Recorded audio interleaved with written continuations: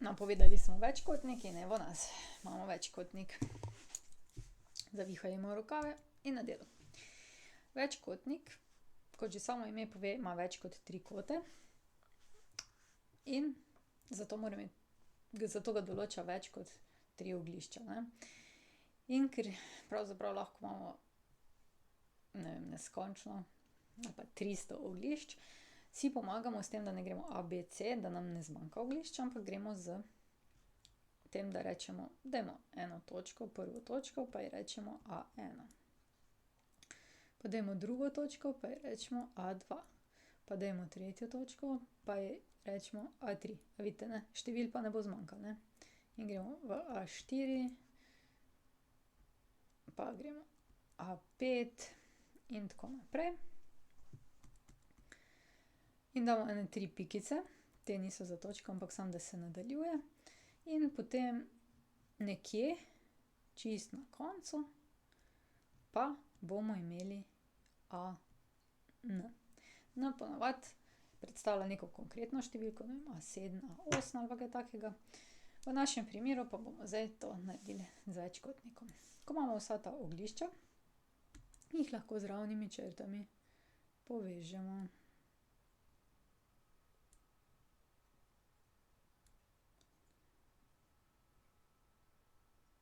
Tako, ne. In potem bi šlo naprej, naprej, naprej. Od nekod bi prišli do AN in potem bi se tukaj združila, ne. Mogoče bi lahko malo bolj poudarila tele točke, se pravi v vsaki točki A1, A2, A3 rečemo oglišče. In tako dobimo naš nakotnik, ne. Znani so petkotnik, šestkotnik, ne, ker imamo pač večkotnike. V resnici pa tole izgleda precej klavrn večkotnik, ne, tule so neke male stranice, veliko teh števil, ne. Recimo, kaj bi bil znan večkotnik, bi bil petkotnik, ne. Na primer, tole je zdaj petkotnik, ima 5 kotov, 5 oglišč. Šli bi A1, A2, A3, A4, A5. In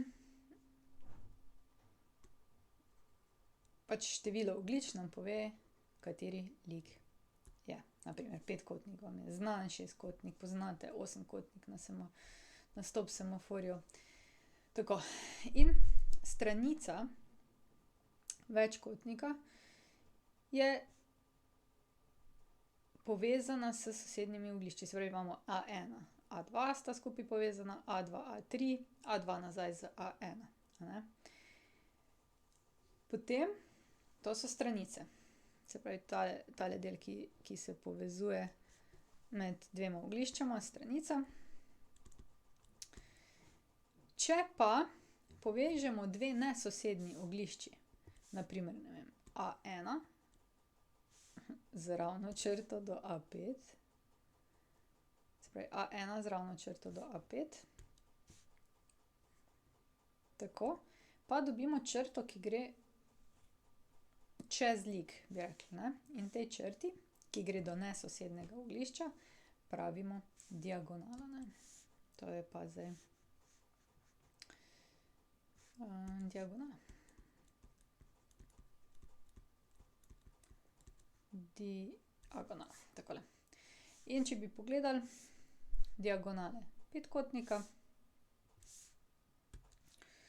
potem v tole sosednje oglišče moramo iti, lahko gremo takole čez, pa takole čez. To sta diagonali iz prvega oglišča, ne. Če bi šli iz tega oglišča, lahko dobimo diagonali v druga dva oglišča.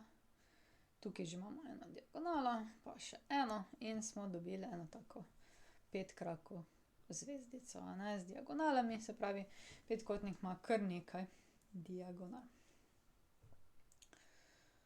Tako. In prišli smo do konca. Če želite ali morate videti več, si poglejte na moji spletni strani ninarazlaga.si ali pa se naročite na moj YouTube kanal. Se vidimo!